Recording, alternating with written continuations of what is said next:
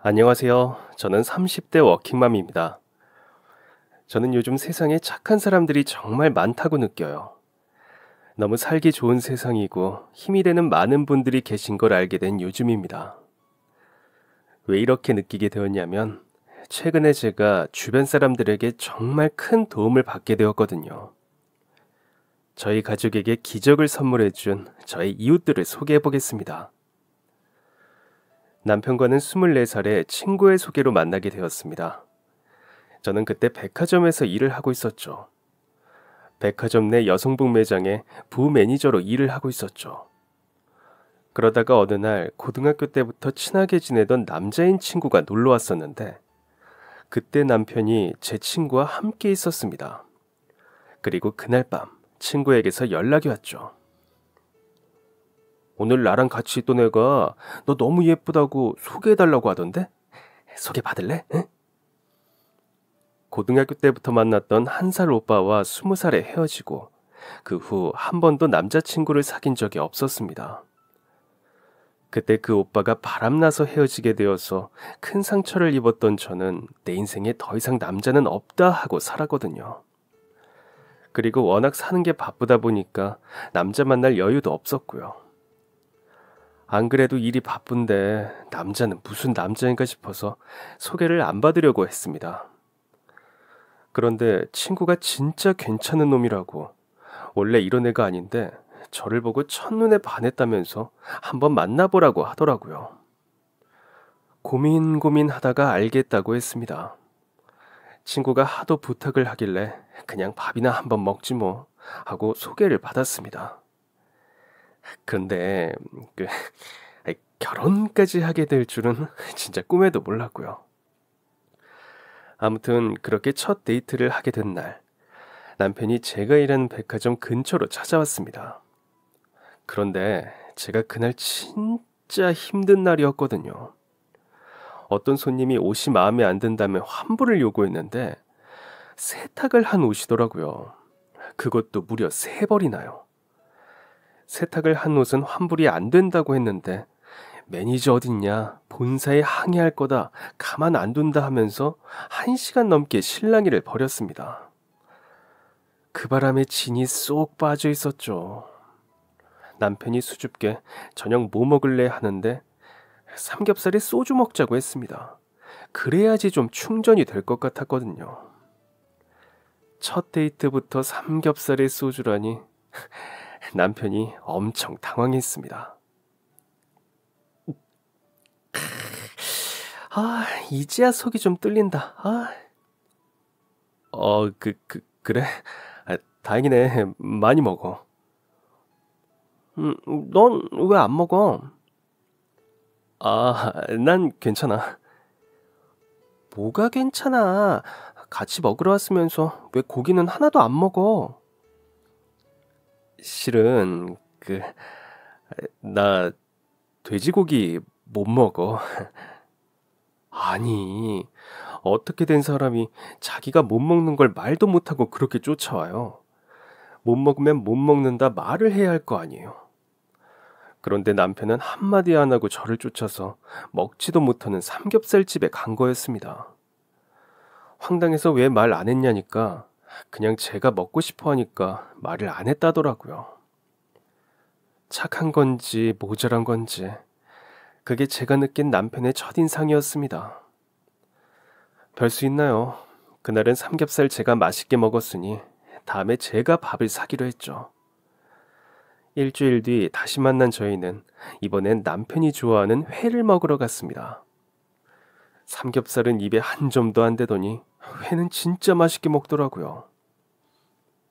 우와, 너 진짜 잘 먹는다. 회 좋아해? 음, 음, 음. 아, 내가 오죽하면 일식 자격증도 땄겠어. 어. 알고 보니까 남편은 요리를 참 좋아하는 사람이었습니다. 일식, 한식, 양식 자격증이 있었고 그때 일하던 곳도 초밥집이었죠. 남편은 아는 요리도 많았고 할 줄 아는 요리도 많았고 또 요리도 굉장히 즐겨야 했습니다. 남편이 그때 자취를 하고 있었는데 집에선 매일 혼자 요리를 해먹는다고 하더라고요. 부모님과 같이 살면서 겨우 밥만 지을 줄 아는 저와는 완전 반대의 사람이었습니다. 그래서 남편에게 호감이 생겼습니다. 저와 다른 모습이 매력적으로 다가왔고 또 그날 횟집에서 반한 부분이 있었습니다. 맛있게 회를 먹고 있는데 테이블을 치우고 그릇을 들고 지나가던 직원이 하필 저희 자리 바로 옆에서 그릇을 다 쏟은 겁니다. 크고 작은 그릇들 10개 정도가 널브러졌고 음식물들이 사방으로 튀었죠. 그런데 그때 남편이 망설이지도 않고 벌떡 일어났습니다. 그리고는 직원에게 괜찮냐면서 그릇 줍는 걸 도와줬죠. 그리고는 떨어진 음식물들을 휴지로 주웠습니다. 진짜 얼굴색 하나 안 변하고 너무 당연하다는 듯이 남을 돕는 모습이 정말 멋있었습니다. 그때 튄 음식물 때문에 남편의 흰색 운동화가 얼룩졌었거든요. 그런데 그냥 물티슈로 쓱쓱 닦고는 신경도 안 쓰더군요. 진짜 착한 사람이구나 생각했습니다. 그래서 남편이 더 궁금해지기 시작했습니다. 밥만 한 번 먹고 말려고 했던 제 속마음이 남편에 대한 호기심과 관심으로 가득 차게 되었습니다. 그래서 계속 만나보기로 했습니다. 다음 만남은 공원이었습니다. 그때 벚꽃이 많이 피어서 여기도 저기도 다 축제를 했을 때였거든요. 남편이 그때 마침 벚꽃 축제를 가자고 하더군요. 오랜만에 예쁜 원피스를 꺼내 입고 잘 안 신는 구두까지 신고 나갔습니다. 고등학생 때 학교 정문에 핀 벚꽃을 보며 친구들하고 좋아했던 뒤로 꽃놀이는 처음인 것 같았습니다. 먼저 도착해서 기다리고 있는데 저 멀리서 남편이 저를 부르며 뛰어오더라고요. 그런데 양손에 한가득 뭘 들고 있었습니다. 이건 다 뭐야? 따라와, 얼른 좋은 자리에 앉아야 하니까. 남편은 한강공원 여기저기를 두리번거리다가 적당히 그늘지고 바닥이 평평한 곳을 발견하고는 총총총 뛰어갔습니다. 그러더니 어깨에 쥐고 있던 돗자리를 바닥에 펼쳤죠. 제가 생각한 꽃놀이는 벚꽃길을 따라서 걸으면서 땅콩 과자도 사 먹고 그런 걸 기대했거든요. 그런데 갑자기 돗자리라니 이건 또 뭔가 싶었습니다.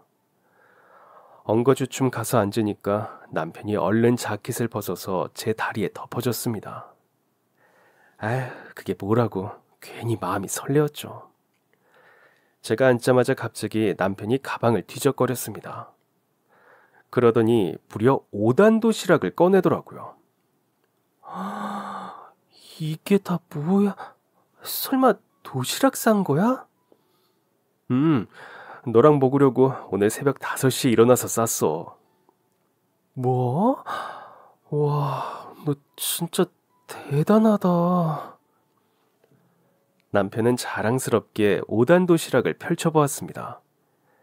참치맛, 소고기맛 김밥에 형형색색의 과일은 기본이고 직접 만들었다는 고기말이와 닭강정, 소시지와 달걀말이까지. 와, 제 생에 그런 도시락을 받아볼 줄은 꿈에도 몰랐습니다. 이걸 아까워서 어떻게 먹나 싶을 정도로 예쁜 도시락이었죠. 예쁘기만 할까요? 얼마나 고생하면서 쌌을지 눈에 훤해서 더 소중한 도시락이었습니다. 5단 도시락의 효과는 대단했습니다. 제 마음이 완전히 남편에게 꽂혀버렸거든요. 그날 도시락도 먹고 벚꽃거리를 걷고 저녁에 남편이 저희 집에 데려다주면서 고백을 했고 저희는 그날부터 1일이 되었습니다. 제 안목이 맞았습니다. 남편이 정말 착한 사람이었습니다. 착해도 너무 착했습니다. 가끔은 너무한 거 아닌가 싶을 정도로 말이죠. 물론 착하면 좋긴 하지만 그게 데이트의 방해 요소가 될 때도 있었습니다. 예를 들어보자면 한 번은 여행 계획을 싸우다가 말다툼을 하게 되었거든요. 둘이 여행 스타일이 전혀 달라서요. 카페에서 한창 얘기하고 있는데 남편이 저를 안 보고 창밖을 쳐다보고 있더라고요. 제가 열변을 토하고 있는데 말이에요. 너 지금 내 말 듣고 있는 거야? 아, 어디 봐. 잠깐만. 남편이 갑자기 일어나서 카페 밖으로 나가더라고요. 지금 대체 뭐 하는 건가 싶어서 밖을 쳐다보니까 밖에 폐지를 줍는 할아버지께서 리어카에 쌓으셨던 폐지를 다 쏟으셨고 남편이 그 현장을 목격하고 나가서 도와드린 거였습니다. 그럼 저도 얼른 나가서 그거 돕고 그 덕에 안 싸우게 되었으니 어쩌면 순기능일지도 모르겠네요. 아니. 이 일뿐만이 아니었습니다.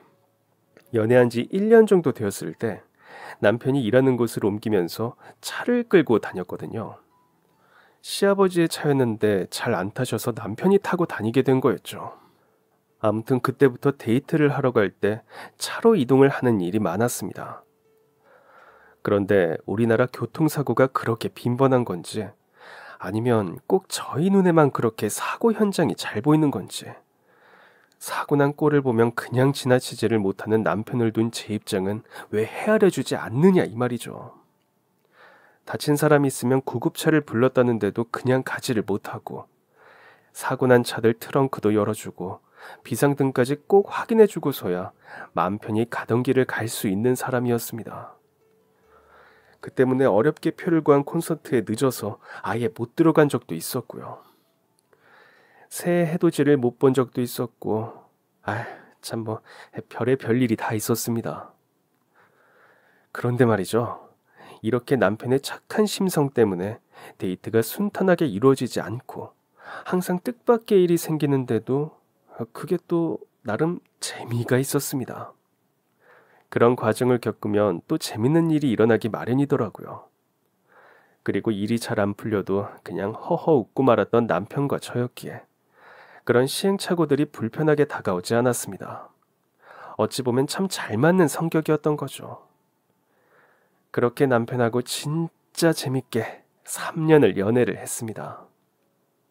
3년 연애했을 때 남편은 패밀리 레스토랑 매니저가 되어 있었고 저도 백화점 남성복 매니저가 되어 있었습니다. 3년 동안 함께하면서 저희는 많이 성장했습니다. 서로를 보면서 배우는 것도 많았습니다. 저는 남편을 보면서 좀 더 사람들에게 친절하게 대하는 법과 사랑하는 사람을 위해서 노력하는 법을 배웠고 남편은 저를 보면서 결단력과 행동력을 배웠다고 하더군요. 좋은 영향을 받으며 저희는 아주 건강한 연애를 했습니다.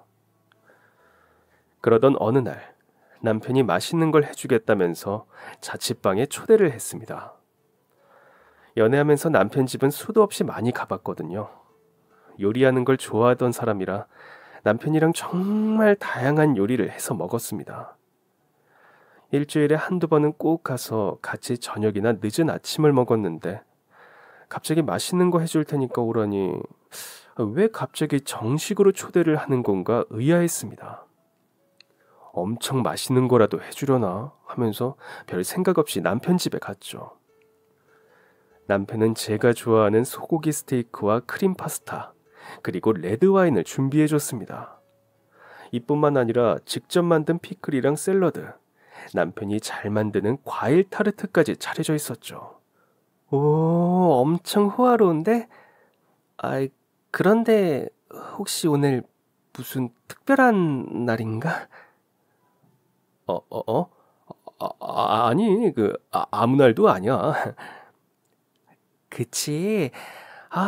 난 또 내가 까먹었나 했네. 퇴근하고 곧장 남편 집으로 갔던 거라 너무 배가 고파서 허겁지겁 음식을 해치웠습니다. 메인 요리를 다 먹고 타르트를 먹는데 갑자기 남편이 방으로 들어가더라고요. 그리고는 한참을 안 나오는 겁니다. 그때였습니다. 남편이 쭈뼛거리면서 방에서 나오는데 뒷짐을 지고 입술을 잘근잘근 깨물으면서 나오더라고요. 그러더니 갑자기 내 앞에 한쪽 무릎을 꿇고는 등 뒤에 숨겨두었던 장미꽃다발과 반지를 꺼내서 제게 내밀었습니다. 그리고 눈을 질끈 감고 제게 말했죠. 선아야, 나랑 결혼해 결혼해줘. 저 정말 꿈에도 생각 못했거든요. 남편하고 연애하면서 한 번도 운 적이 없고 제가 원래 진짜 잘 안 우는 성격인데 그때 너무 놀라서 눈물이 왈칵 터져서 정말 콧물까지 흘리면서 엉엉 울었습니다. 아무튼 그렇게 저희는 부부가 되었습니다. 저희 부모님이 진짜 무서우시거든요. 보통은 집안에 부모님 한 분만 무섭잖아요. 그런데 저희는 어머니랑 아버지 두 분 다 엄청 무서우십니다. 그래서 솔직히 좀 걱정을 했습니다. 남자친구 있다고도 말씀 안 드렸거든요. 그런데 갑자기 결혼할 남자라고 데리고 오면 어떤 반응일지 상상이 안 갔습니다. 그런데 예상외로 너무 좋아하시더라고요. 어떻게 너처럼 성격 까칠한 애가 저렇게 참하고 똑 부러지는 남자를 만났냐면서 말이죠. 아버지가 저희 남편한테 뭐라고 하셨냐면 잘 데리고 살아보라고, 혹여나 힘들면 꼭 나한테 찾아오라고 하셨습니다. 아휴, 진짜 누구의 아버지인 건지. 분명히 말하지만 저 그렇게 까칠한 사람 아니거든요. 뭐 어쨌든 남편도 저희 부모님에게 한 번에 합격, 저도 시부모님에게 한 번에 합격. 저희는 지체할 것 없이 빠르게 식을 올렸고 부부가 되었습니다. 신혼여행으로 발리 가서 신나게 놀다가 오고 행복한 신혼생활이 시작되었습니다. 그런데 진짜 남편이 혹시 저를 사육하는 게 아닐까 할 정도로 맨날 맛있는 걸 엄청 많이 해주더라고요. 먹는 걸 좋아했던 저는 너무너무 행복했습니다. 결혼하고 2달 만에 5kg가 쪘으면 말 다 한 거죠. 남편은 요리를 해주는 것에 즐거움을 느꼈고 저는 맛있는 요리를 먹는 것에 즐거움을 느꼈습니다. 아주 찰떡궁합이었죠. 진짜 맛있다. 나 속꼬리찜 처음 먹어봐. 잘 먹어주니까 너무 좋다. 여보, 근데 가게 차릴 생각은 없어? 이번에 결혼하면서 돈 탈탈 털어 썼잖아. 다시 천천히 모아봐야지. 나도 도와줄게. 이 정도 퀄리티야 마시면 충분히 투자할 가치가 있다. 나도 열심히 벌어서 창업에 보탤게. 뭐? 정말? 아휴, 말이라도 고마워. 남편의 꿈은 남편의 미래이자 제 미래가 되었습니다. 남편의 이 실력을 썩히기 아깝다고 생각했습니다. 그래서 남편이 얼른 창업을 할 수 있도록 돕고 싶었습니다. 사고 싶은 거 조금 참고 먹고 싶은 것도 조금 참으면서 둘이 열심히 돈을 모았습니다. 원래 결혼하면 아이부터 갖자고 했거든요. 둘 다 아이들을 엄청 좋아해서요. 그런데 좀 더 안정적인 환경에서 아이를 낳고 싶더라고요. 그리고 그 안정이 남편의 가게라면 더 좋을 것 같았고요. 그래서 아이는 잠시 미루고 그렇게 돈을 모았습니다. 그렇게 1년 정도 둘이 돈을 모아보니 얼추 가게 보증금 정도는 되겠더라고요. 저희가 사는 아파트에서 조금만 벗어나면 지하철역이 있었는데 그 역 근처에 있는 작은 가게를 하나 얻을 수 있었습니다. 대출도 조금 받아서 리모델링도 하고 리모델링 비용이 장난 아니길래 부분 셀프 리모델링을 하기도 했습니다. 남편이 가게 문 열기 직전까지 일을 했거든요. 둘 다 퇴근하면 곧장 가게 가서 페인트 칠하고 가구 보러 다니고 메뉴판 제작하고 조리도구 사고. 진짜 그땐 1초도 허투루 쓰지 않고 살았던 것 같습니다. 그리고 마침내 만발의 준비를 마쳤고 날 좋은 봄에 남편의 가게가 문을 열게 되었죠. 4명이 앉을 수 있는 테이블이 3개가 있고 혼자 앉을 수 있는 바 형식의 자리가 5개 있는 작은 가게였습니다. 하지만 남편의 꿈은 결코 작지 않았죠. 그 가게에서 남편은 마음껏 실력 발휘를 했습니다. 주 메뉴는 초밥이었습니다. 동네 상권을 반영해서 우동도 팔고 유부초밥도 팔고 덮밥도 팔고 했죠. 남편이 손님이 있는 날도 없는 날도 매일 아침 일어나서 가게에 나가서 손님 맞을 준비를 했습니다. 그날그날 추천 메뉴도 다르게 적어서 가게 앞에 적어놓고 손님이 없으면 청소를 하든지 뭘 하든지 한시도 가만히 있지 않았죠. 제가 컴퓨터로 만든 어설픈 전단지를 직접 나가서 돌리기도 했던 남편이었습니다. 참 성실한 남편의 모습이 한 번 더 반하는 순간이었습니다. 덩달아 저도 더 열심히 살아야겠다 싶었고 매일 퇴근 후 가게에 찾아갔습니다. 가서 남편 일을 돕다가 같이 퇴근을 했죠. 저희 남편의 성실함을 알아봐 주신 건지 손님들이 조금씩 생기기 시작했습니다. 가게에 와서 혼자 초밥과 우동 세트를 먹고 가는 직장인도 있었고 아이와 함께 덮밥을 먹고 가는 가족도 있었고 또 우동이나 유부초밥을 포장해 가시는 어르신들도 계셨죠. 저만 먹던 남편의 요리를 다른 사람들이 맛있게 먹어준다니 뭔가 신기하기도 하고 뿌듯하기도 했습니다. 가게 문 연 지 3개월쯤 되었을 땐 매출이 어느 정도 나오게 되었고 그맘때 저희 부부에게 선물 같은 아이가 찾아와 주었습니다. 정말 기쁘더라고요. 가게도 점차 자리를 잡아가는 것 같고 아이까지 생기니까요. 앞으로 모든 게 다 잘 될 것만 같았습니다. 백화점은 임신 4개월까지만 다니게 되었습니다. 아무래도 남성복 매장이라서 배가 조금씩 부르면서 느껴지는 시선들도 있었고 무엇보다도 하루 종일 서 있는 게 많이 힘들더라고요.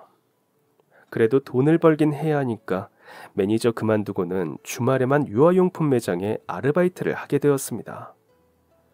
그리고 평일에는 남편과 함께 가게에 출근을 했습니다.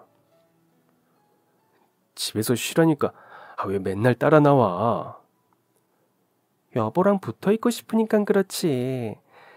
아이 낳으면 나는 계속 아이랑만 붙어 있어야 할 텐데 지금 아니면 언제 여보랑 붙어 있어. 하긴 나도 하루 종일 같이 있으니까 너무 좋다. 그렇게 옆에 꼭 붙어서 남편이 일하는 모습을 하루 종일 지켜보게 되었는데 남편은 정말 인품도 좋고 마음씨도 고운 사람이었습니다.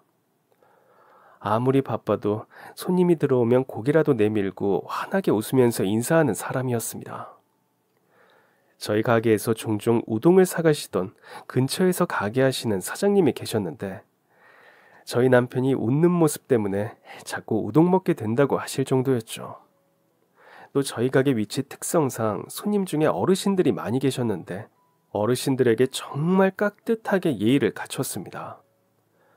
조금이라도 편하게 계시게 하려는 노력이 눈에 보일 정도였죠. 만약 어르신들 중에 무거운 짐을 들고 오신 분이 계신다 하면 남편은 어르신이 나가실 때 짐을 들어서 버스 정류장까지 옮겨주던 사람이었습니다. 남편의 이 선한 마음 덕분에 계속해서 찾아주시는 어르신들도 많이 계셨고 주변 사장님들 사이에서도 소문이 좋게 났습니다. 그러니까 그 사장님들도 저희한테 과일도 가져다 주시고 심지어 아기 낳을 땐 옆에 핸드폰 가게 점장님이 축하한다며 돈을 주기도 하셨습니다. 남편처럼 인품 좋은 사람과 함께라면 어딜 가서도 행복하겠다는 생각이 들었죠. 그래서 더 걱정 없이 임신 기간을 보냈습니다. 뱃속에서 잘 자란 아이는 예정일을 하루 앞두고 세상에 태어났습니다. 응애 응애 하면서 우는 그 소리가 어찌나 귀엽고 신기하던지 그날은 잊을래야 잊을 수가 없네요. 아이는 남편을 꼭 닮은 딸이었습니다. 남편처럼 눈매가 예쁘고 특히 웃을 때 눈이 반달 모양이 되는 게 진짜 귀여운 아이였죠. 산후조리원도 가지 않고 양쪽 부모님 도움 하나 없이 아이를 키웠습니다. 시댁이랑 친정이 다 멀리 있었거든요. 아기 막 낳고 일주일은 친정 어머니가 와서 도와주셨는데 그 이후부터는 오로지 남편과 둘이 아이를 키웠습니다. 아이가 막 돌이 되었을 땐 집을 이사하게 되었습니다. 사실 그 전에는 남편이 혼자 자취하던 곳에 제가 몸만 들어가서 같이 살았거든요. 그래서 아이 돌쯤 되었을 때 결혼 전에 미리 묵혀두었던 돈이랑 이후에 모은 돈 좀 더 합해서 전세 자금 대출 받아서 아파트를 들어갔습니다. 우리 앞으로 더 열심히 살아야겠다. 그러게, 아윤이 위해서 더 노력해야겠네. 으리으리한 아파트는 아니었지만 그 전에 살던 방 하나짜리 오피스텔과는 비교도 안 될 정도였습니다. 그동안 집이 좁아서 아이 장난감도 마음대로 못 사고 매일 치우고 치우기를 반복했거든요. 그런데 아파트로 이사를 하니까 거실에 아이 장난감을 둬도 되고 막 걸음마 연습을 하는 아이도 엄청 좋아했습니다. 그리고 얼마 안 되어서 사업자 명의로 빌린 대출도 모두 다 갚게 되었습니다. 이제 숨 좀 쉴 수 있겠다면서 좋아하던 저희 부부였죠. 하지만 얼마 뒤 저희는 예상치 못한 난관에 부딪히고 말았습니다. 그건 바로 코로나였습니다. 가게가 2018년도 봄에 문을 열었거든요. 그리고 약 2년 되었을 때 코로나가 터지고 만 거죠. 그때가 아직도 기억이 납니다.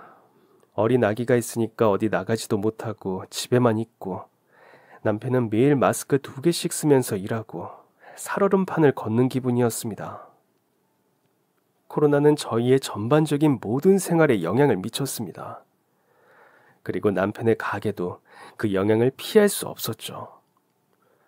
퇴근하고 오는 남편의 표정을 보면 그날 장사가 어땠는지 대충 알 수 있었습니다. 날이 갈수록 남편의 표정이 안 좋은 날들이 늘어만 갔습니다. 덩달아 불안해지기는 마찬가지였습니다. 나가서 무슨 일이라도 하고 싶지만 그 시국에 받아주는 곳도 없었을 뿐더러 아이를 어린이집에 맡길 수는 더더욱 없었습니다. TV에 가게 문을 닫는 자영업자들이 늘어나고 있다는 뉴스가 많이 나올 때쯤 저희 가게도 결국 문을 닫고 말았습니다. 솔직히 정말 막막했습니다. 앞으로 뭐 먹고 살아야 하나? 나 하나쯤이야 손가락 빨고 살면 된다지만 우리 아이는 어떡하나 걱정이 되었습니다. 그런데 남편이 이렇게 말하더군요. 미안해. 그래도 나 당신하고 우리 아윤이는 절대 고생 안 시켜. 내가 어떻게 해서든 먹여 살릴게. 걱정하지 마. 나 믿어줘. 남편은 투잡을 뛰기 시작했습니다. 자기 식당을 운영하던 사람이 남의 식당에서 일을 하기 시작했습니다. 코로나의 여파로 홀이 있는 식당들은 문을 닫는 입장이었지만 배달 전문 음식점들 중에서는 예외가 있었나 봅니다. 도시락 판매를 위주로 하는 비교적 저렴한 배달 음식점이었습니다. 남편은 그 식당에서 조리와 배달을 했습니다. 거기 사장님은 그 지점 말고도 몇 군데 지점을 더 운영하는 것 같더라고요. 지점들 왔다 갔다 하느라 사실상 남편이 거의 혼자 식당을 운영하게 되었습니다. 장사가 잘 되어도 안 되어도 매달 같은 월급을 받는 입장이었지만 남편은 일할 수 있는 게 어디냐며 괜찮다고 했습니다. 10시부터 4시까지 일을 한 뒤에 편의점에서 이른 저녁을 대충 해결하곤 밤에는 배달 일을 하러 다녔습니다. 요즘에 배달업체 많이 있잖아요. 거기에서 일하면서 이 가게 저 가게 이 집 저 집을 오가면서 오토바이 배달을 했습니다. 남편이 오토바이를 별로 안 좋아하거든요. 20살 때 친구가 오토바이 타다가 심하게 다친 걸 본 뒤로는 오토바이는 멀리했던 사람이었습니다. 그런데 사람이 생활고 때문에 오토바이를 타기 시작한 겁니다. 나도 뭔가 하고 싶은데, 나도 돕고 싶은데. 하지만 제가 할 수 있는 건 집에서 아기를 지키는 일 뿐이었습니다. 장 보면서 한 푼이라도 더 아끼고 아기용품 하나 덜 사면서 아끼고 그게 제가 할 수 있는 전부였습니다. 그러던 어느 날 한밤중에 남편에게 전화가 왔습니다. 여보. 여보, 나 좀 도와줘. 남편의 목소리가 이상했습니다. 끙끙 앓는 소리, 겨우 짜내는 목소리에서 아주 다급한 상황임을 알 수 있었습니다. 왜 그래? 무슨 일이야? 지금 배달하다가 넘어졌는데 나 못 일어나겠어. 나 아무 생각도 못하겠어. 나 좀 도와줘. 신고는 했어?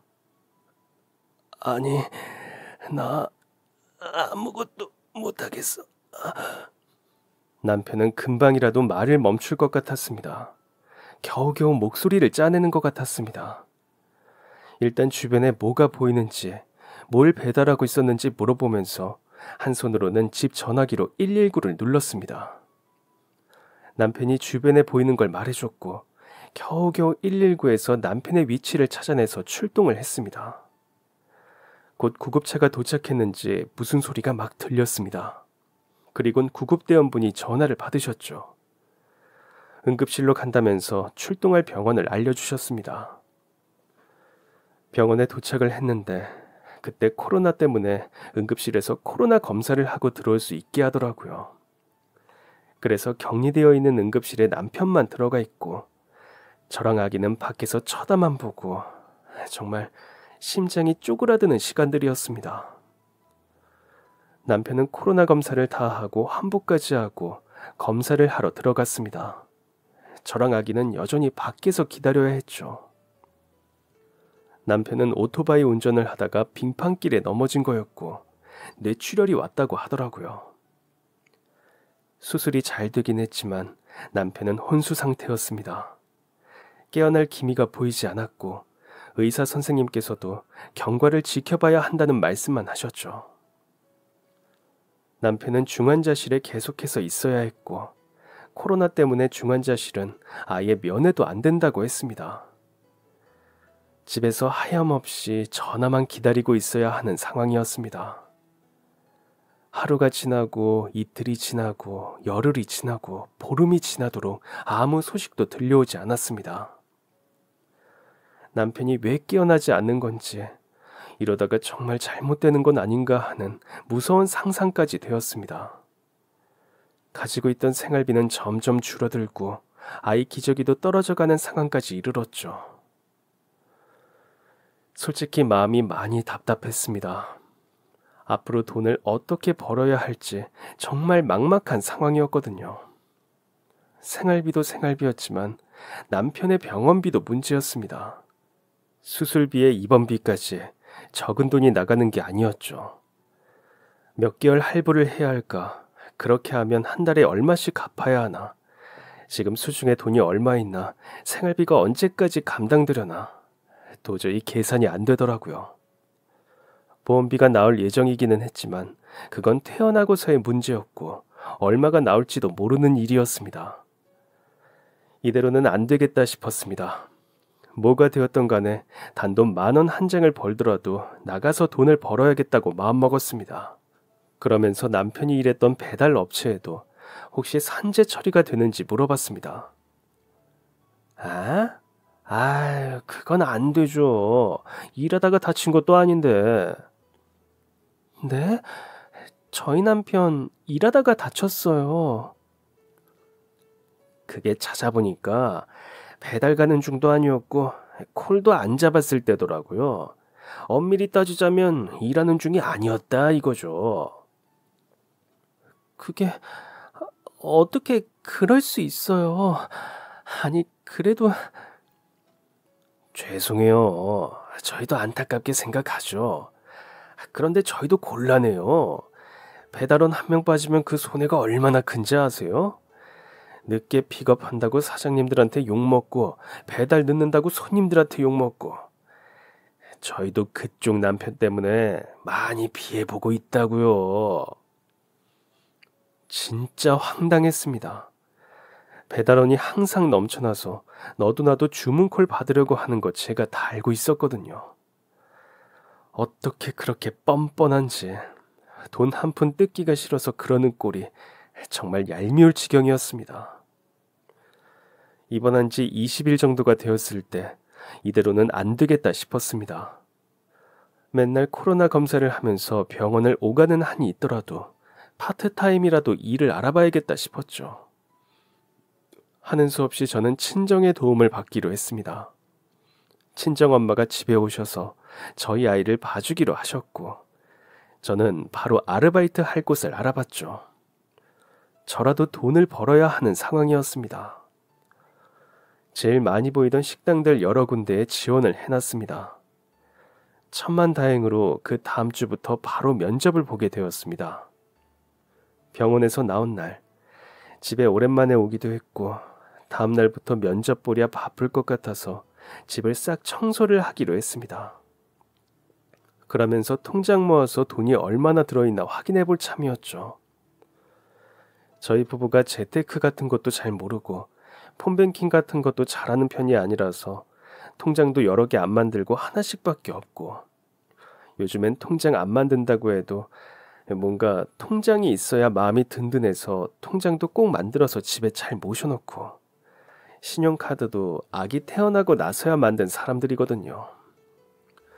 그래서 적금 통장 제외하면 남편 통장 하나, 제 통장 하나가 전부였습니다. 적금은 만기된 거 이사하면서 다 써서 부은 지 얼마 안 되는 거였고, 남편이랑 제 통장 들고 은행 가서 통장 정리하면서 얼마 들었나 확인해 봤죠. 집 근처에 은행이 있어서 예전엔 통장 정리하는 게 소소한 즐거움이었던 저였습니다. 그런데 남편과 제 통장을 확인해 보고 저는 제 눈을 의심했습니다. 남편 통장에 자그만치 3천만 원이라는 큰 돈이 들어있더라고요. 내가 잘못 본 건가? 남편이 언제 이렇게 많은 돈을 모았나 너무 놀랐죠. 그런데 자세히 보니까 이 돈이 입금이 되어 있더라고요. 3천만 원이 한 번에 입금되어 있었습니다. 입금자가 누군가 보니까 남편 이름이더라고요. 남편이 자기 이름으로 자기 통장에 입금을 했나 싶었습니다. 그런데 그거 아세요? 은행에 가서 현금을 본인 통장에 입금하면 입금자명이 안 뜹니다. 제가 한 푼 두 푼 아낄 때 현금 10,000원이라도 생기면 은행부터 갔던 사람이라 그런 건 잘 알거든요. 그런데 어떻게 남편 통장에는 입금자가 남편 이름으로 뜨는 건지, 나 모르게 다른 통장이 있는 건가 생각했죠. 남편에게 물어볼 수도 없는 노릇이고 확인해보는 수밖에 없었습니다. 은행에 물어보니까 입금자 확인을 할 수 있다더라고요. 제 통장이 아니고 남편 통장이었기에 필요하다는 신분증하고 서류 챙겨서 다음날 다시 은행에 갔습니다. 은행원 분께서 금방 조회를 해주셨고 돈을 보낸 사람의 이름을 알 수 있었습니다. 최병호라는 이름이었습니다. 익숙한 듯 아닌 듯 잘 모르겠더라고요. 그러다가 남편의 통장 내역을 다시 확인해보고 그 이름의 주인을 알 수 있었습니다. 남편이 아침부터 오후까지 일하던 그 식당 있잖아요. 그 식당 사장님의 이름이 바로 최병호라는 겁니다. 그럼 그 사장님께서 남편에게 돈을 잘못 보내셨구나 싶었죠. 가게가 가까웠던지라 저는 그 가게로 찾아갔습니다. 전에 한번 아이랑 지나가면서 남편 보러 갔다가 사장님을 뵌 적이 있어서 얼굴은 알던 사이였죠. 안녕하세요. 어쩐 일이세요? 애기 아빠 퇴원했어요? 그건 아니고요. 저희 남편한테 돈을 잘못 보내신 것 같아서 알려드리려고 왔어요. 그거 잘못 보낸 돈 아닌데. 네? 그럼 계산을 잘못하시거나 실수하신 거 아니세요? 남편 급여 날도 아니었고 돈이 너무 많은데 3천만 원이나 보내셨는데요. 네, 정확하게 3천만 원 보낸 거 맞습니다. 이게 당최 무슨 소리인지 모르겠더라고요. 왜 저희 남편한테 3천만 원이나 되는 큰 돈을 보내셨는지, 퇴직금도 아니고 이게 대체 무슨 돈인지 납득이 안 되었습니다. 놀란 저를 앉히고 사장님은 그 돈의 출처를 천천히 얘기를 해주셨습니다. 남편이 사고가 나고 그 소식이 쫙 퍼졌답니다. 남편이 낮에 일하던 그 가게가 남편이 운영하던 초밥집 바로 옆 건물이었거든요. 그 일대가 다 자영업 하시는 분들이었고 워낙 성품 좋기로 소문난 남편을 모르는 사람이 없었죠. 남편의 소식을 듣고 모두가 안타까워했답니다. 열심히 사는 사람이었는데 어떻게 그렇게 다치냐면서. 그러다가 남편이 일을 맡아서 하던 배달업체 직원 중 하나가 남편이 산재보험을 못 받았다고 얘기를 했나 보더라고요. 다른 사장님들이 이걸 듣고 화를 엄청 내셨답니다. 배달하는 사람들 고생하는 거 뻔히 아는데 어떻게 그걸 안 주냐면서. 사람이 한동안 일도 못하게 생겼는데 그 집 책임져 줄 것도 아니면서 그게 뭐라고 안 해주냐 이거였죠. 그러면서 안 되겠다 싶은 사장님들이 마음을 모아서 돈을 모았답니다. 시작은 남편이 낮에 일하는 가게 사장님이셨대요. 아무래도 사장님네 가게에서 일하는 직원이 다친 거였으니까 마음이 많이 쓰이셨는지 돈을 보태주기도 했고, 이 이야기를 들은 사장님들이 하나둘 사장님을 찾아왔답니다. 코로나 때문에 다들 힘든 상황일 텐데 사정이 딱하다며 한 푼 두 푼 모으기 시작했고, 그 돈이 자그마치 3천만 원이나 되었다는 겁니다. 사장님 이야기를 듣고 눈물을 흘릴 수밖에 없었습니다.